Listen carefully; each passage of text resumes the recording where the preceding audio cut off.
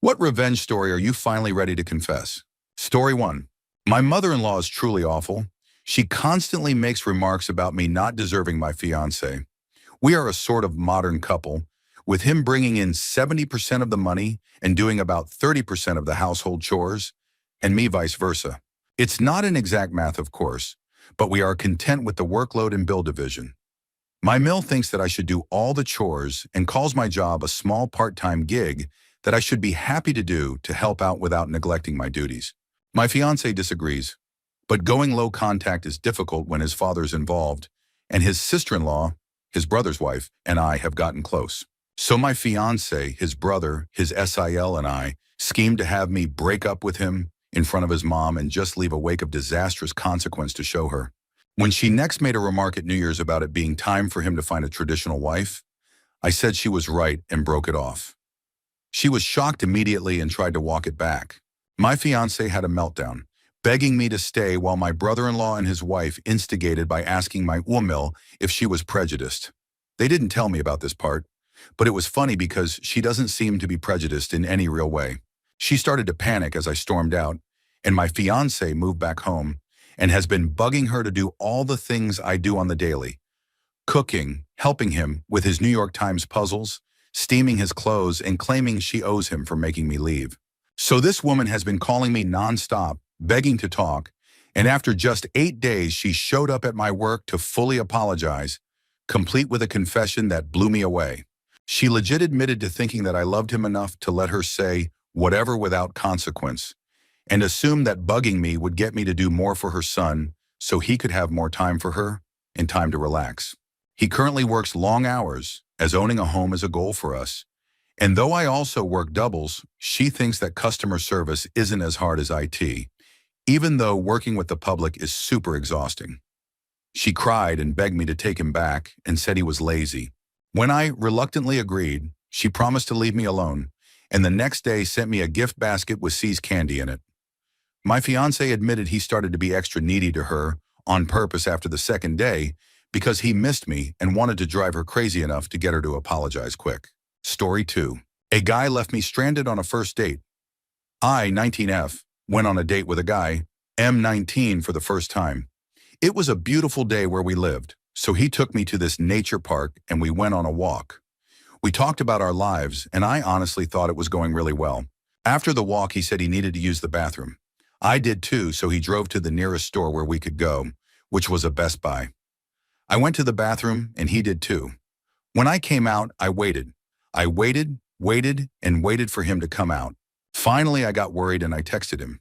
The message did not go through, but I gave him the benefit of the doubt and assumed his phone had died. I then got tired of waiting and went to check to see if his car was still in the parking lot. Sure enough, it wasn't. I went back inside and asked the person at the front if they saw a man, gave his description, leave the store. They said they saw him run out of the store in a hurry a bit ago. So he left me, stranded, at a random Best Buy 20 minutes from my house. I took an Uber home and I was upset. So I decided to find a family member of his on social media and tell them what he did. I eventually found who I think was his sister and told her the whole story. She ensured I would get my things back, as some were still in his car, and even offered to reimburse me for the Uber.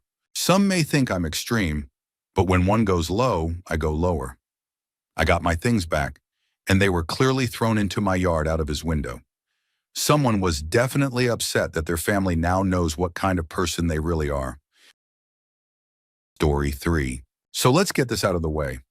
I am 34F, my mom was 55F, and my now ex-stepdad is 65M. They co-owned the home as joint tenants, and everything they had together was 50-50 at this point in time. Let's call my ex-stepfather L. So my mom and L had been married for 17 years. There had always been questionable behavior, but it was none of my business as I moved out at 18. Well, at 27, I decided I wanted to go to college to better myself. My mom and L both agreed and offered me and my small family the basement apartment of their home. 1.5 years into my program, my mom was diagnosed with ovarian cancer. A week before she was due to have surgery to remove the tumors, one of the big ones ruptured. One thing led to another, and my mom's cancer spread. She was re-diagnosed with a different cancer, one that was rare and in the connective tissue. She was given a 2-year estimate without treatments. Now, this is where L started becoming abusive. He was at this appointment with my mom and had a full-blown tantrum. Note, I have my mom's medical notes and a doctor's note detailing all of this. This is important later, and said that his wife won't be doing anything. He stormed out of the room, and my mom then told the doctor, also noted in the medical record, that she feared for her life because she knew if she didn't do the treatments, she would die, but also knew L wouldn't let her. L became abusive. He started becoming verbally, mentally, and physically abusive. He drained their joint bank account so my mom couldn't even buy herself bread. He cut the brake lines on her car and more, doing everything in his power to stop her from getting treatment. Let's say she had treatments twice a week, every week. She would maybe get to half of them if my spouse or I drove her. My mom ended up moving into my unit in the basement, and I started defending her against him. I told him, if you don't stop, I will do everything in my power to ensure you are held responsible for her death. He laughed at me and told me, you're a woman, what can you do to me? His abuse then extended toward me at pretty much any chance he got. Well, I hired my mom a lawyer and changed my program into criminal law as best I could, so I could learn everything about how the system works. I then handed in evidence, and we started to build a case. It took 8 months of collecting evidence through security cameras I set up in the home. L knew about these cameras. I hid nothing, and he was aware he was on camera in certain areas of the home. During this time, I had already been pre-approved by the bank to purchase his 50% of the house. All he had to do was sign one piece of paper and agree, and within 30 days he could have gotten $250,000. He refused because I wasn't going to get his house when he was going to put my whole family on the street. And yes, that was all caught on camera. L was handed a summons by my lawyer's office to attend court with us. He refused.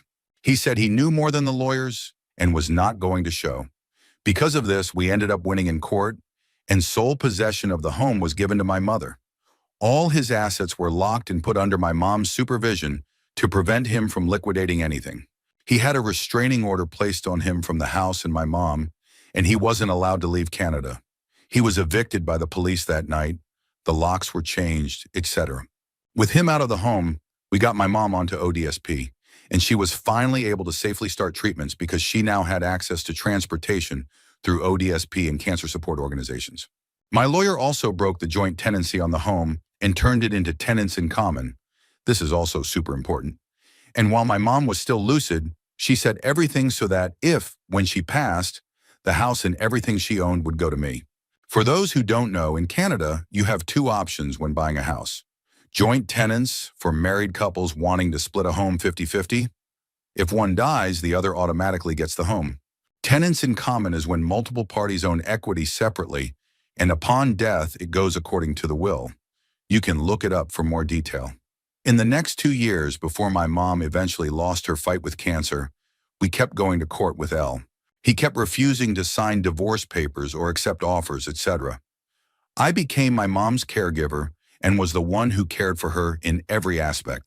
Closer to the end, L told not only my lawyer, but also the judge in a settlement meeting that he refuses to sign or deal with anything else. He would also not attend any more meetings because he would wait for my mom to die and take everything. He was told in court by the judge and 2 lawyers that it would not happen. He laughed, and that was the last anyone heard from L. My mom passed away this year, not due to the cancer itself, but due to a complication from it. A tumor ruptured and caused an upper gastrointestinal bleed. She died in my arms. There was nothing I could do. I was diagnosed with PTSD from the traumatic event. This is also important. But I still managed to handle everything. L changed all his contacts and didn't update the courts on his whereabouts. After she passed, my mom's lawyer took her will, and we went through probate court. Since my mom had been granted sole possession, and as per her will and video evidence gathered by the lawyers and judges before she passed, everything was to be transferred to me. I had to sign some paperwork with the judges just agreeing to everything that had been set up, but it was all done legally and properly. I also submitted all my mom's medical notes, including the note from the original doctor that spoke about L's outburst and my mom's fears. Unfortunately, both my lawyer and the judge said they couldn't hold him responsible for her death, but they did agree that his actions led to it. I am still in court trying to have him criminally held responsible. I know it's a long shot, but I'm trying. My lawyer says it's a 60-40 chance, and she's doing what she can based on the evidence and confessions we have. There's a chance, even if slim. The home and everything she owned got transferred to me. So I am now the registered owner of the house with sole physical possession. I've also been granted her life insurance, which went entirely to paying off her debts, including their joint line of credit, credit cards, and pretty much everything he thought he would get by waiting for her to die. It was all given to me and approved by the judge. I have agreed with the courts, because I'm not a bad person, that I will honor the 50% buyout that was originally proposed when we started this battle. However, any debt he owes me, because he still owns 50% equity only, will be deducted from the buyout balance. We also won't be reappraising the house due to the renovations I will be paying for.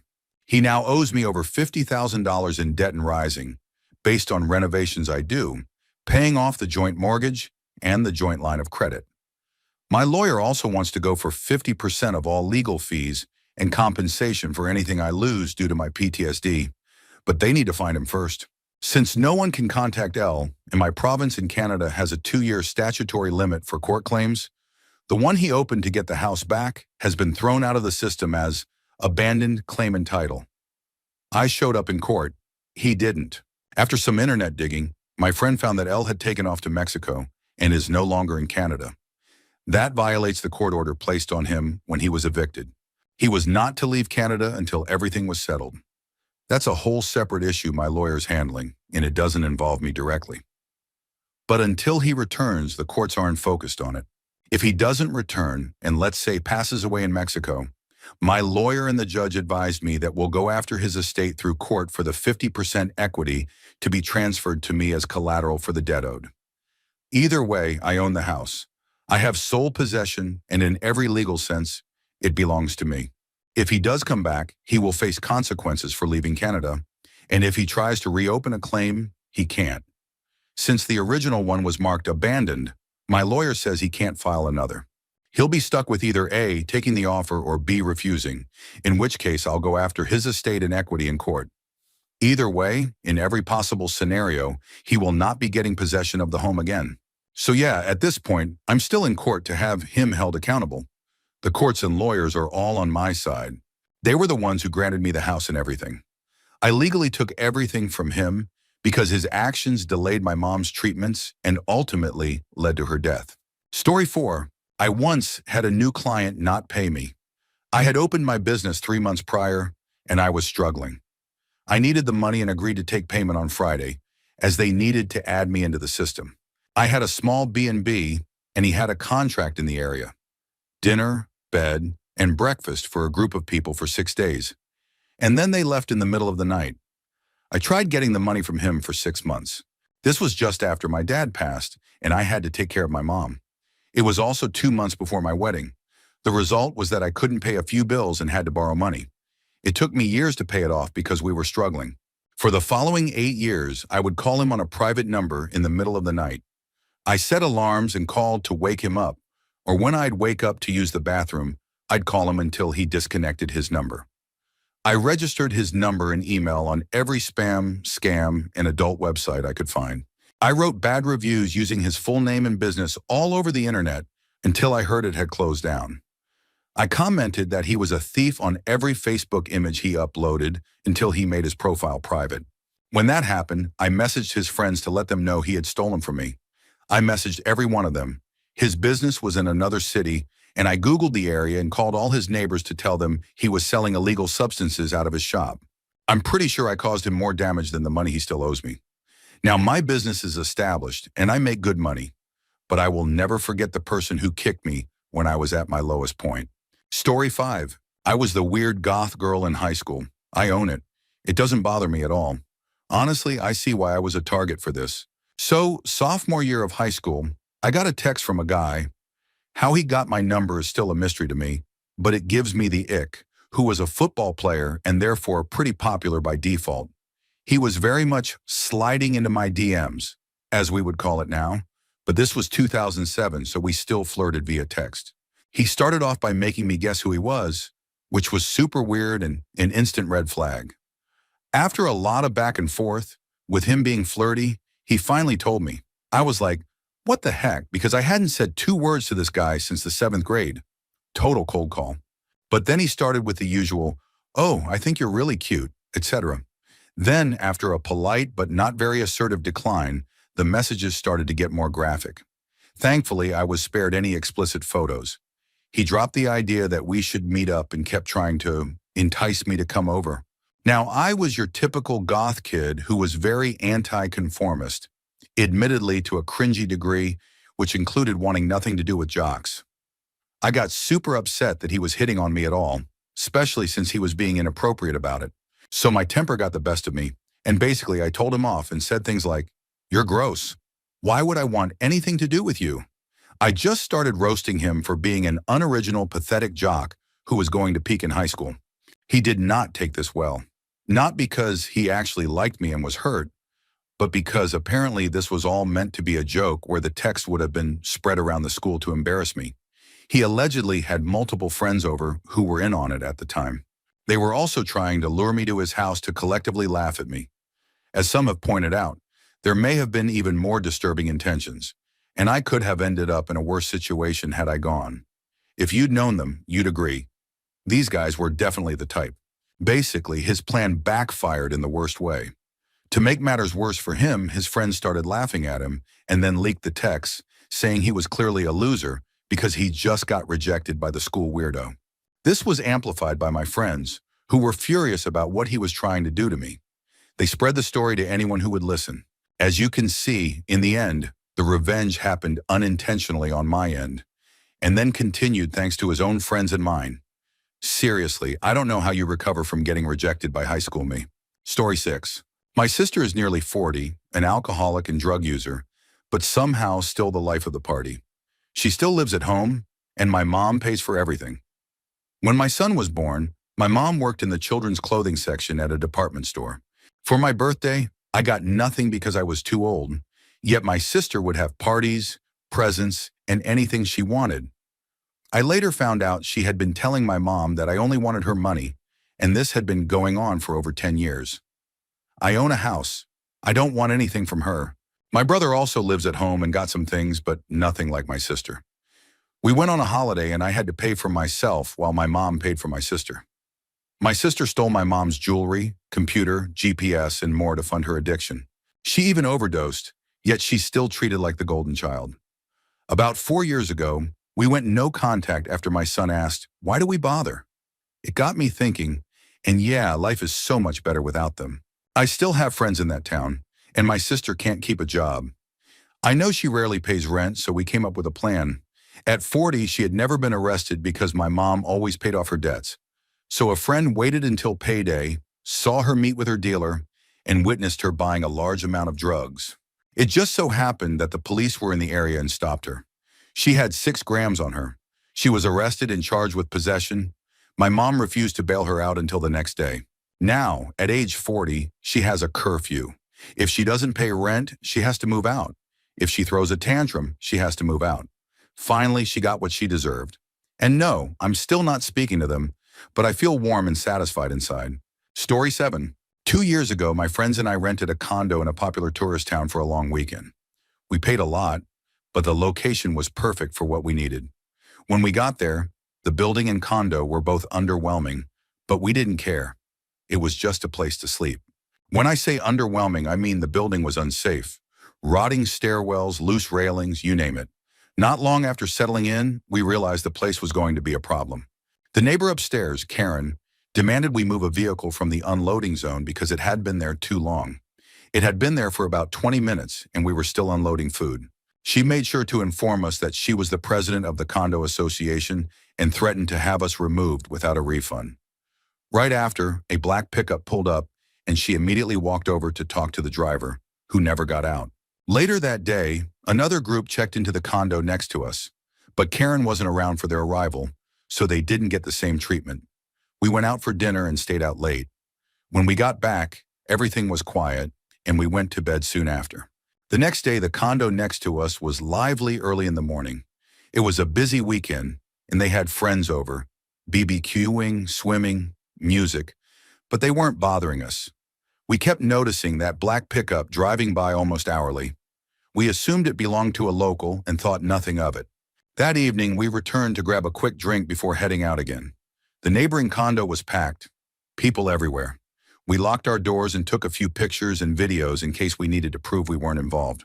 As we sat quietly inside watching football, the door slammed open and a man screamed, "What are you people doing?" He barged in with a key in hand. Karen stood watching from outside. We jumped up thinking someone from the party had broken in. The man identified himself as the host, condo owner, and continued yelling. Karen had told him we were throwing the party. She joined in, accusing us of destroying the property. We asked them several times to step outside so we could talk, all while recording, but they refused, shouting, "Get out!" repeatedly. So we called the police. When the owner realized my friend was on the phone with dispatch, he quickly changed his tone and begged us not to follow through. He yelled at Karen to return to her unit. The police arrived, multiple units, since the report was of someone breaking into a rental. They quickly assessed the situation, broke up the actual party next door, and asked us if we could resolve things with the host. At that point, we realized the black pickup belonged to the owner. He admitted Karen had been calling him to complain about us all weekend. She was now on her balcony, still making accusations, clearly under the influence. We told the host we would be leaving and would deal with it through the booking service. He tried to act calm in front of the police, insisting we wouldn't get a refund. We showed him the contract stating the owner can't enter the property except under certain conditions, which didn't apply here. So we packed up and moved to a motel arranged by the booking service. I couldn't let it go. I had to get some payback. What they didn't know is that I used to work for the town, specifically in code enforcement, building safety, fire code, local ordinances. I filed a formal complaint against the condo association, and it became one of the longest reports the town had ever received. An inspector went out and red tagged the property, marking it uninhabitable until repairs were made. The condo association had to spend over $70,000 fixing violations, plus fines and reapplying for rental licensing. It wiped out their funds and each unit had to pay. There was even a rumor that Karen was investigated for embezzlement from the association, though I don't know if anything came of it. Story 8. This happened in the early 1990s. My mom bought a convenience store from a con artist. He convinced her that he had cancer and only months to live, and my mom fell for it, paying way too early and far above the actual value, about double what the shop was worth. The man had falsified the books and showed her fake tax returns, claiming a certain turnover when the shop was running at only about 30% of what he said.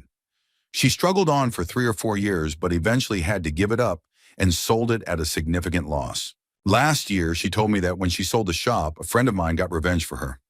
Let's call him Bart, someone I've known since we were both 4 years old and whom my mom also knew well. At the time of the shop situation, I was living overseas. Anyway, once the shop was sold and Mom had moved away, Bart started building a relationship with the con artist, pretending to be friendly in case he ever wanted to sell something. Of course, the man never had cancer. After a few years, the con artist decided to sell and downsize, as his kids had grown up. He gave Bart the contract to sell on his behalf. Bart now had access to the house. During one visit after an open house, he looked around and found a sealed box in the ceiling crawl space. It was very heavy. He carefully cut open the bottom flap so he could reseal it and took a peek inside. He estimated there were over 2 kilograms of gold bars. Over the following week, Bart had lead bars made by a friend who produced fishing sinkers. Then came the switch. He was clever and left the top layer of gold in place. The house sold and the con artist moved out 3 months later. There has never been any mention of the missing gold. Bart sold the gold and gave the proceeds to my mother. He swore her to secrecy, even from me, but she finally told me last year. It was about 35,000 Australian dollars. Still well short of everything she lost, but it made a massive difference to her life at the time. Story 9. Years ago, I rented a townhouse while working on a studio contract. The house was nice, a 2-bedroom I shared with my girlfriend, now my wife. There was a single attached garage, which is important for this story. The next-door neighbor, whom we'll call Chad, was quite the character. He was in his mid-30s, balding, which he tried to hide with a buzz cut, and one of the shortest men I've ever met. He compensated for his height by owning a massive, lifted custom pickup truck that was too tall to fit in his garage. His other prized possession was a heavily modified Honda Civic, which he loved to rev loudly almost daily. Chad had 4 friends he would sit with at the end of his driveway, drinking beer all day and leaving empty cans everywhere. When I moved in during the spring, Chad was initially friendly. He even offered to move his car so the movers could get better access. He had been parking in both driveway spots, even though a visitor lot was just across the street. After the movers left, Chad mentioned that the previous tenants had let him use their garage during winter because his was full of gym equipment and a motorcycle he was building. I told him the landlord hadn't given me the code or key, and I could only open the garage from the inside. Chad then mentioned that his own keys and code no longer worked. Later, I spoke with the landlord and brought up Chad and the garage. He told me not to give Chad access under any circumstances. The previous tenants had been robbed just after Christmas, and the landlord suspected Chad and his friends, even though there was no hard evidence. He had changed the locks and codes when prepping the house for a new tenant. About a month later, another neighbor told me Chad's dad had been a local police officer who died when Chad was a teen. The local police often gave him a pass on noise or nuisance complaints, and he took full advantage. Chad continued to pressure me to give him access to the garage, and when I finally said no, he got extremely angry. So angry his friends had to hold him back from physically confronting me. After that, things escalated. I would find beer cans tossed onto my lawn. He and his friends catcalled my wife when she was alone, blocked my driveway with his truck, blasted loud music at all hours, and made life miserable in general. As winter came, it got worse. He wasn't allowed to park on the street anymore and couldn't use the visitor lot. Some kids ended up vandalizing his Honda's car cover and scratched the paint. He blamed me for not letting him use the garage. After New Year's, I found all of my outdoor Christmas decorations torn down and destroyed on my lawn. That was the last straw. That night marked the beginning of a severe cold snap. Every 30 minutes from 10 p.m. to 5 a.m., I sprayed his car with a garden hose, coating it in layer after layer of water. By morning, the car was completely frozen in place, stuck under a thick layer of ice. I hid the hose in my garage. When Chad saw what had happened, he had a complete meltdown. He screamed and yelled so loudly the whole neighborhood woke up. Police and firefighters came, but didn't take any action. Chad's friends tried to use power tools to free the car. One of them even accidentally cut into a tire and part of the fender with a saw. About a week later, the ice finally loosened enough for the car to break free. Chad ended up cracking the windshield trying to remove chunks of ice himself. That spring, my contract ended and I moved away. Finally free of Chad. I decided to share this story because I'm still in touch with my former landlord, and he recently told me that Chad and his friends are now in jail. They were caught robbing a convenience store shortly after the holidays. Story 10. Hi, 41F. I had to do some community service for a misdemeanor charge I was found guilty of, so I went to the senior center in my town. Immediately upon arriving and being introduced to the person in charge, who happened to be the maintenance man, he started hitting on me. We did no work at all. We walked straight through the cafeteria and out the back door, then sat on a bench where he began telling me how awful his life was, how he was in a loveless marriage, and that his wife was disabled. The list went on. I felt bad for him, until he started talking about the other girls who had come through the program. He said they sent him inappropriate photos and that he signed their paperwork to say they had completed their hours. Then he asked if maybe I wanted to do the same. I don't remember what I said, but I left and didn't go back. I tried to pretend it hadn't happened. Then, with only 1 week left in my sentence and just 4 of the required 40 hours completed, I panicked. So I did the only thing I could think of. I texted the maintenance man and told him I wasn't going to send him any photos, but he was going to sign my paperwork, or I would tell his boss in the court everything he had been doing. He signed it. Then I told my probation officer not to assign anyone else to that location and explained why. I had considered calling his boss, but never did. I just wanted to make sure he wouldn't take advantage of any more women in that program. Just to clarify, he is no longer part of the program because I did report him the same day I confronted him. I regret not doing it sooner, and I regret not telling his employer and his wife. The funny twist came later. One day I was at work telling some coworkers about him, and one of them pulled me aside. She started crying and told me that the man was her stepdad. She said she knew he was mistreating her mom, but her mom wouldn't believe her. Maybe now she would. I told her to have her mom call me and I'd share everything, but I never heard from them. As far as I know, they're still together and he still works there, which is unfortunate. Now I'm 50 and technically could go there. It's a great place. The craft room is incredible. They have a choir, lots of exercise equipment, free transportation, and day trips. But I don't want to see him. If I had the nerve, I'd totally go back just to say, "Hey, remember me?" Story 11. In July, my ex-fiancé announced that he wanted a break to focus on himself. I was sad but tried to be understanding, even as he started staying at his friend's house most nights for the next couple of weeks. He left a random mess next to his gym bag, clothes, papers, and miscellaneous items. While cleaning up, I noticed a paper with handwriting on it. It was a love note from a woman. At the end, it said, "Heart, Maddie." So I took a picture of the note and him and posted it in a Facebook group that exposes cheaters. His family, co-workers, friends, and this mystery woman all saw the post and commented on how terrible he was. It turned out she was a co-worker he met at a new job he started a few months earlier. He had never even mentioned me to her. I told the other girl all about him, how he love bombs for the first few months, then completely shuts down, how he rushes intimacy and doesn't care about your needs, how he spends over half his paycheck on his truck and refuses to help with rent because the rest goes to his dirt bike. We both ended up dumping him. She was a younger, popular party girl, and she spread the story to all his co-workers. It even made it back to his old workplace, where he was a supervisor. People at his parents' church told them they were disappointed in him. For a guy who really tried to maintain an image, this hit his ego hard. But honestly, I think he deserved worse. By late October, I had moved out on my own and was minding my own business. He texted me a sad message and mentioned he might file for bankruptcy, trying to get sympathy or someone to talk to. I ignored him and for the first time, slept with someone new. I hate being mean, but I'm good at it when someone hurts me. I recorded a video of myself flushing the engagement ring down the toilet. I sent him the video, told him I was with someone else now, and included a confident selfie. When we broke up, I weighed 160 pounds. I had since dropped to 125, gotten a major pay raise, and felt amazing. I wanted him to see the person he lost. He was clearly upset, but I feel like he brought all of it on himself. As far as I know, he's miserable now, still binge-watching 7 episodes a night of the same show. Apparently, he watched all of NCIS from start to finish after I moved out. I feel like I got my revenge. I just hope he never hurts anyone else the way he hurt me. I was so trusting, and the betrayal was painful. But now I've moved on, and I've never felt more empowered. Story 12. I made my ex believe that I was dead.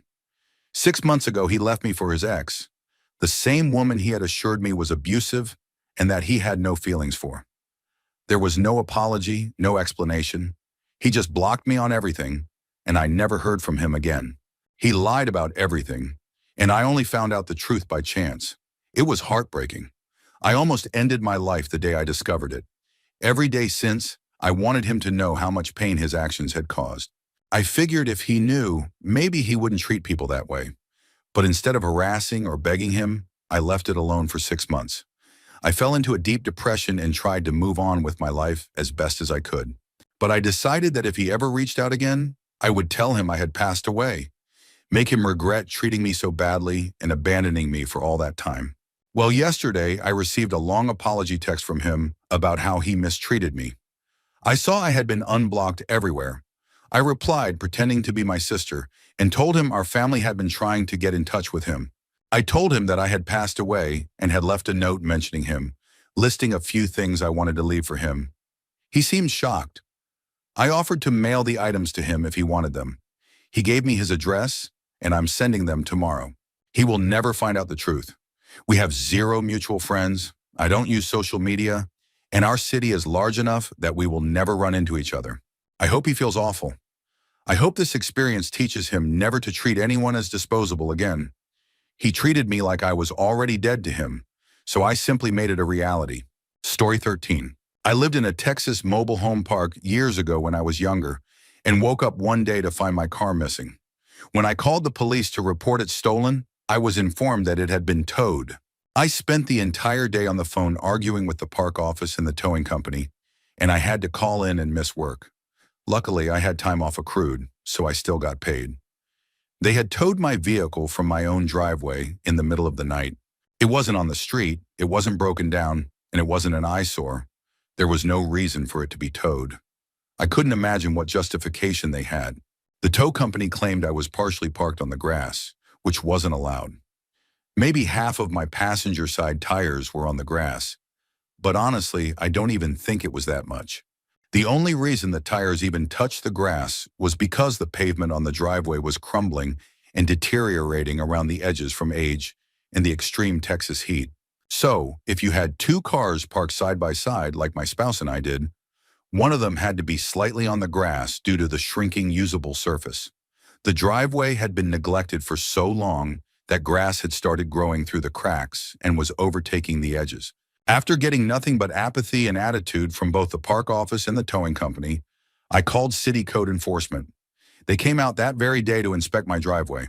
The inspector found that the driveway didn't meet code. It was supposed to be a certain width and depth, and it had shrunk well below that due to years of neglect. The inspector then visited the park office to inform them of the violation. Not only that, but the inspector told them they would be inspecting the entire park, all 188 lots, within the next few weeks. Every driveway not up to code would have to be repaired within 30 days, or the park would face continuous penalties per violation until everything was corrected. This meant they were suddenly facing thousands of dollars in repair work, plus the threat of additional thousands in fines if they failed to comply in time. I got my car back from the tow company by the end of the day, without having to pay any fees. When I arrived, they gave me a cold attitude and tried to rush me out, but I made a point of taking a dozen photos of my car from every angle, in case there was any damage from the towing or storage process. That moment of justice felt amazing. For context, the park was a great independent place when we first moved in, but it became a greedy, corporate mess after a national company bought it. They raised lot rent by 4% every year, which I believe was the legal maximum. They also stopped renting homes everyone had to buy if they wanted to stay after their lease ended. Of course, they raised the prices well above the previous listing values.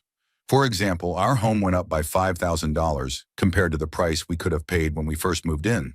We decided to do a private lease-to-own deal with another couple who had poor credit, just for what we still owed on the home. We got out within a year after the towing incident. Thankfully, the couple turned out to be great. They paid on time and, after a few years, improved their credit enough to refinance under their own names. So ultimately, everything worked out in our favor. We got away from a cold, ruthless corporate machine, and I got my sweet revenge. Story 14. Revenge on my former neighbor who vandalized my vehicle. This happened about 15 years ago. My wife and I purchased a home deep in the country in an effort to simplify our lives.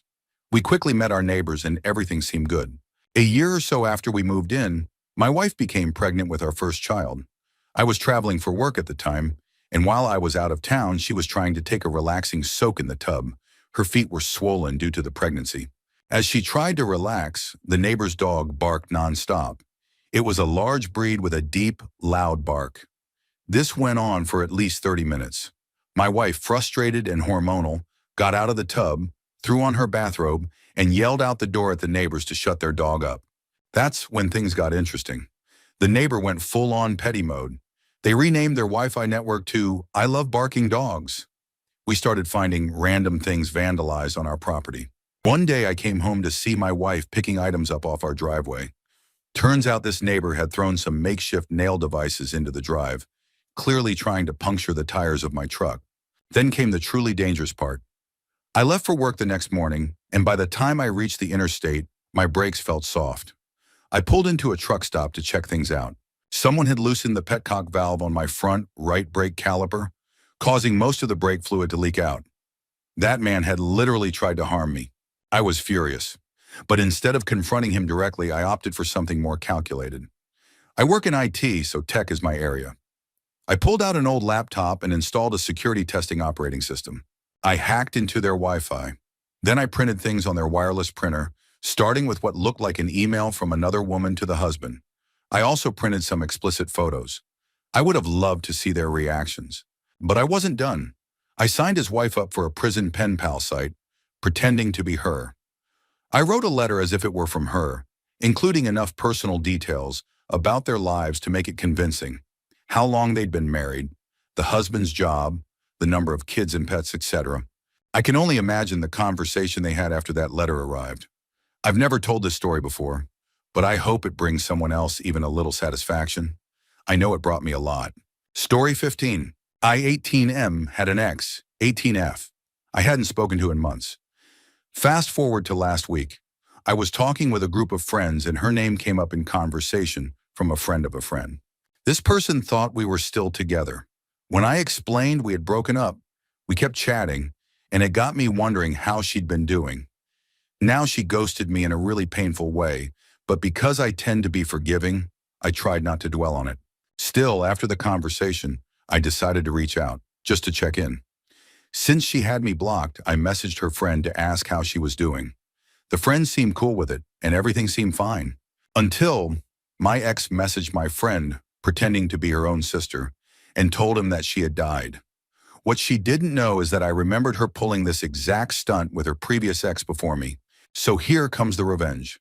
My friends and I made the 51-minute drive to her house to pay our respects. We stopped at a gas station and bought every bouquet of flowers they had, loaded them into a basket, and included a card marked "Our deepest condolences." The card was filled with glitter, some of the finest sparkly stuff we could find at the dollar store. When we got to her house, I told my friends to stay back while I walked up to the porch. I knocked on the door, set the flowers down, and began walking away. Her dad answered the door and asked, "Can I help you?" I replied, "I'm sorry for your loss." Her name meant so much to me. It's sad to see her gone. In confusion, her dad responded, "Her name isn't dead."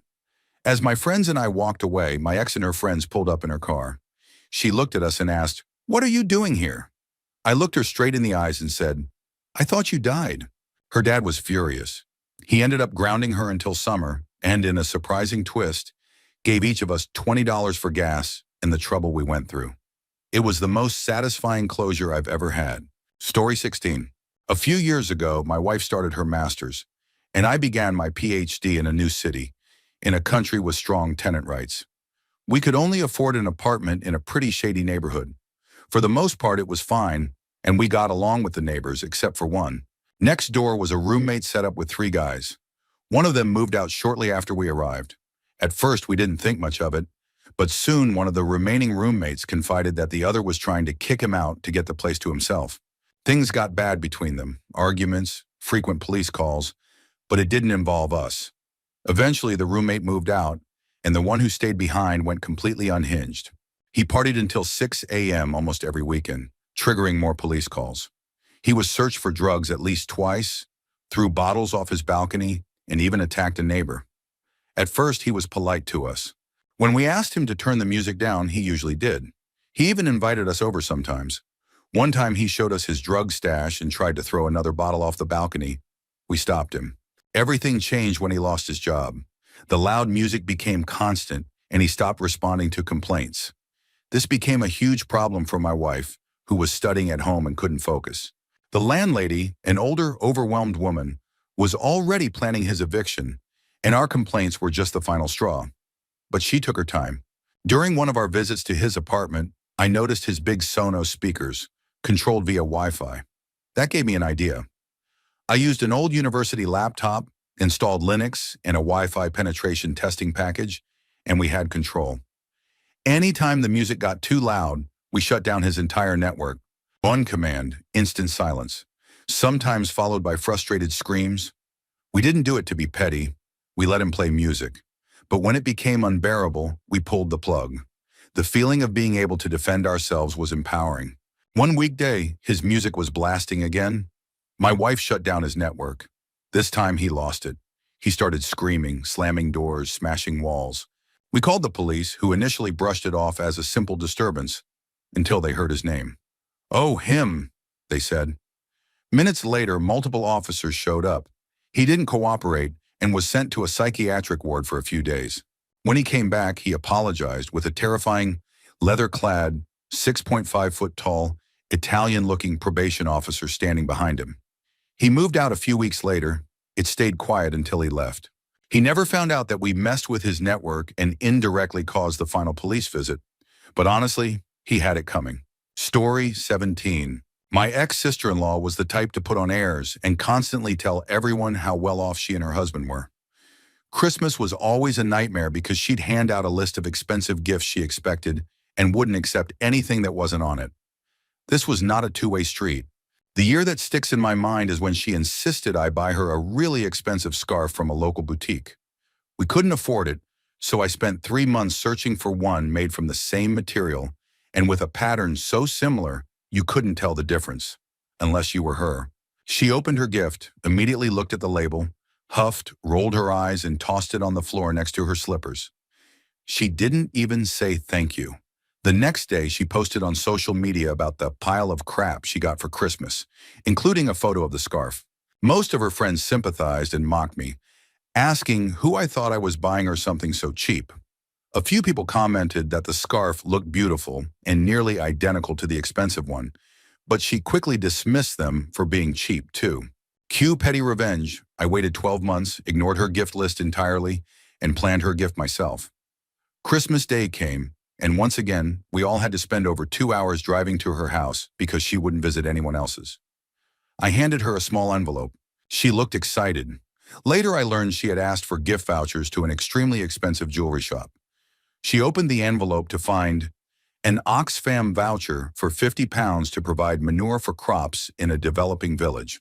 The note read, "At least this year, when you tell everyone you got a pile of crap for Christmas, you won't be wrong." X.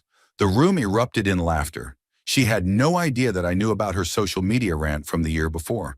The look on her face was worth all the nastiness she ever threw my way, until I finally divorced her brother, who left me 3 weeks after I was diagnosed with a brain tumor.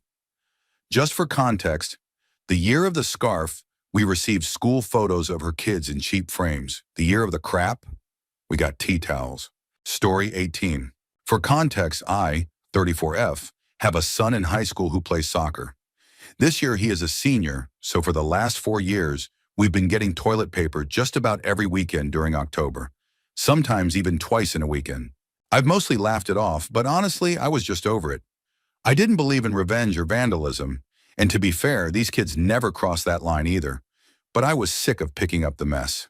It's obvious we were considered an easy target, thanks to the 2 big trees in our front yard. I thought about it for a while and finally came up with a harmless but satisfying plan. We have 2 large dogs. They're sweet as can be, but big boys. They usually forget their job of alerting me to intruders. Still, I found a way to include them. For the past 2 weeks, I've only taken them to do their business in the front yard. It's gross, I know. But tonight, when we got TP'd again, they definitely stepped in a few piles. And now some poor mom's car is going to smell terrible. I feel better. Story 19. A long time ago, we were in Hollywood on a Friday night just walking around. A car drove by, and my friend got hit in the thigh with an egg. There were 3 of us. We had just left his place, so he went back inside to change. He came back out, and we resumed our night. We hadn't gotten far when we saw the same car again. Eggs flew out of both sides. That's when we decided to change our plans. We went to the market and bought a dozen eggs. Then my friend said, "Let's get some liver too." So now we're walking with a paper bag filled with eggs and raw liver. Soon after, we spotted the Firebird again. This time, they were turning onto Highland from Franklin and got caught in that notorious traffic at the light on Hollywood Boulevard.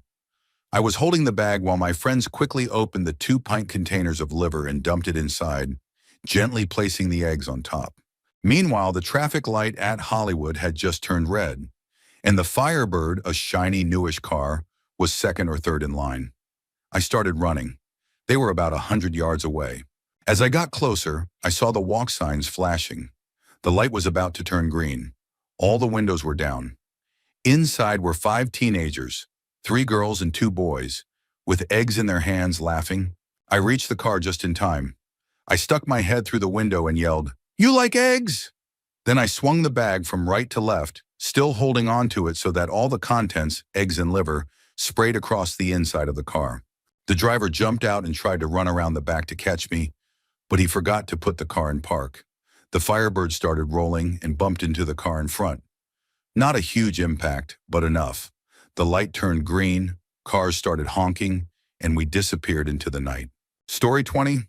Long story short, he completely ruined my life for over 3 years. He had a partner the whole time. I found out about her after the first 4 or 5 months. They weren't married, just living together. She had 2 kids with her ex-husband. My relationship with him was chaotic from the start.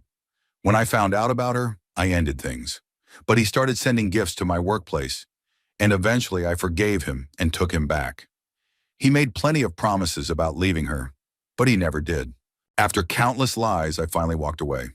We all share a specific social circle, and one day I met the woman's ex-husband at a club meeting. I acted like I didn't know who he was, but I absolutely did. He asked for my number, and I gave it to him. We started talking, and after a couple of months, we began dating.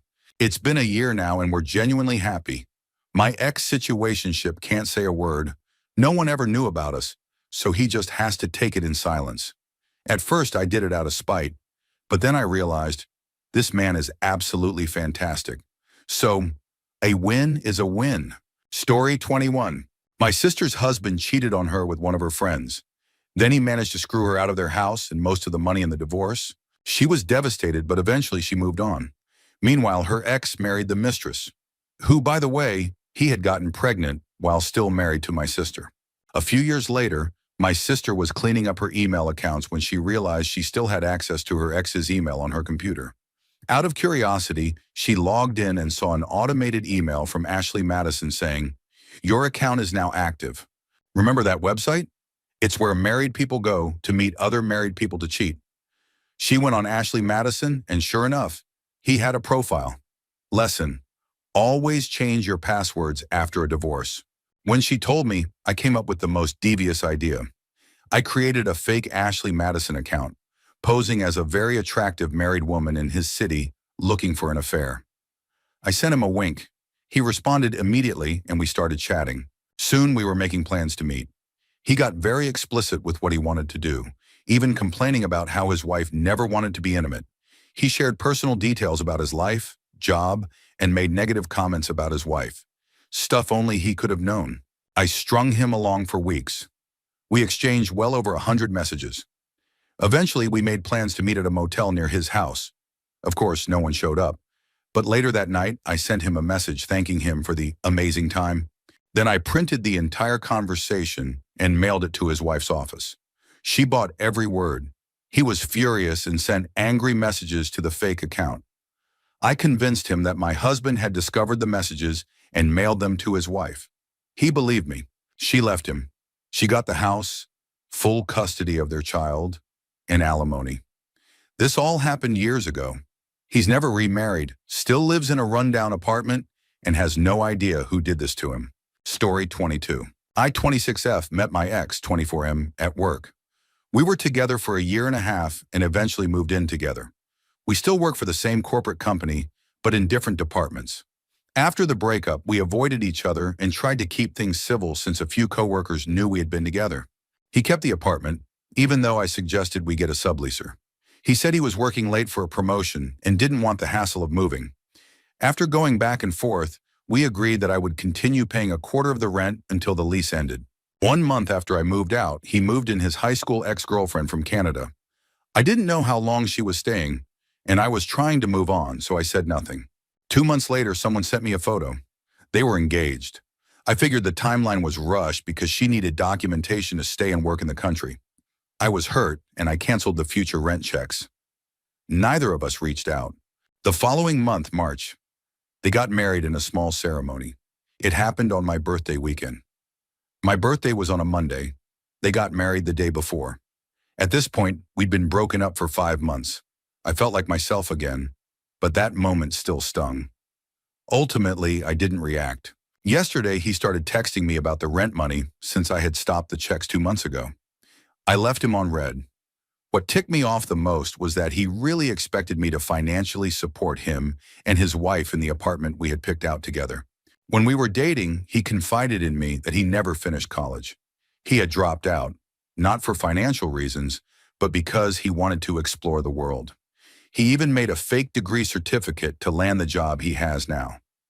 Now he's reaching out, asking me to help pay rent for him and his wife. Some of my friends are torn on what I should do. We work for a Fortune 500 company with a prestigious reputation.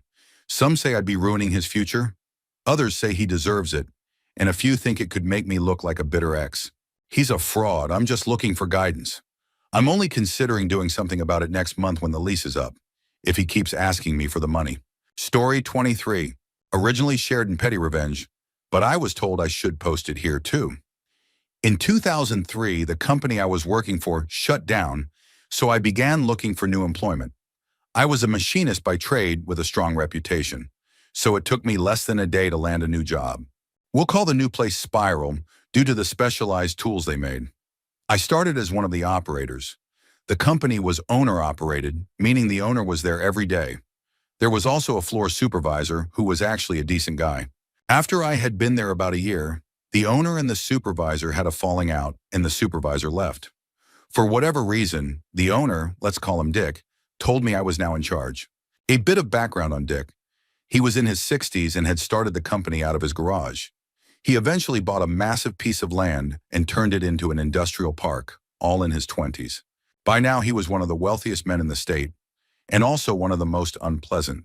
He treated nearly every employee terribly, except for me and one other guy. If we dared to talk to each other during work hours, he would scream at us. My promotion financially trapped me. Dick had no problem chatting with me, and he was the bragging type, rich, arrogant, and paying his workers the bare minimum. In our conversations, he disclosed some shady practices. The industrial park was owned by one entity he created, while Spiral was owned by another. He ensured that the industrial park charged Spiral just enough in rent to make it appear the business was barely staying afloat. He also bragged about burying industrial waste on his personal property to avoid disposal costs. Over the next decade, he made my life miserable. He kept my pay just high enough that I couldn't afford to leave, while constantly mistreating me and my team. I experienced a 95% employee turnover rate. I'm not exaggerating. Eventually, even the temp agency stopped sending us people. I carefully maneuvered my way into convincing Dick to let me use the title plant manager. This was huge for me, as I didn't have a college degree. But now I had the title and the experience. After 6 months of searching, I found a new job with significantly better pay and benefits. Spiral had none. I knew everyone who gave notice got shown the door immediately. The new company insisted I give 2 weeks' notice. I agreed, but didn't actually do it. On my last day, I sat at my desk and sent emails to the head of OSHA in the state's EPA office. 2 people I had gotten to know well. I shared all the violations Dick had bragged about. I also contacted the state's attorney regarding the cooked books. I left my keys on the desk with a note that simply said, "I quit." I never found out if anything came of the state attorney's investigation, but the contact at OSHA informed me that the company received $150,000 in fines for willful violations. The EPA dug up half of Dick's property before he admitted where the waste was buried. Last I heard, he ended up in jail. Story 24. This has been an ongoing dispute since September, when management changed and I finally got some revenge and justice with the help of the labor board. I work alone at the front desk, so I don't often get breaks that are completely free from work, which I'm perfectly fine with. My issue is that they don't pay me for the time I'm working through those breaks. In March, I went to speak with the financial controller about it.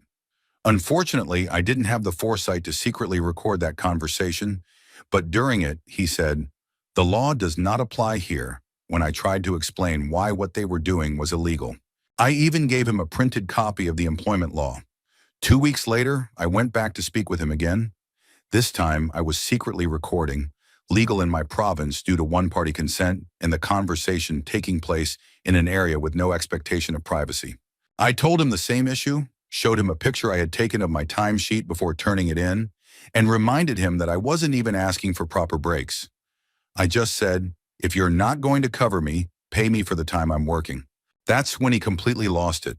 He told me they could fire me if they wanted because I left the property to grab food while on a covered break and didn't ask for permission. He also admitted to modifying my timesheet, which is even more illegal than the wage theft. He even acknowledged that he knew they were supposed to pay me, but said, "There ain't shit you can do about it, so get the fun out." Today, the verdict came in from the labor board, and I won.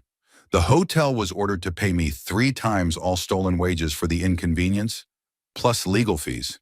And I wasn't the only one who got a payout. When the board investigated, they looked into everyone and everything. All 8 of my co-workers were awarded 3 times their stolen wages as well, and the hotel presumably got slammed with a massive fine. Just goes to show, even if you're the boss and think you're untouchable, mess with the wrong person and you'll get hit back 10 times harder.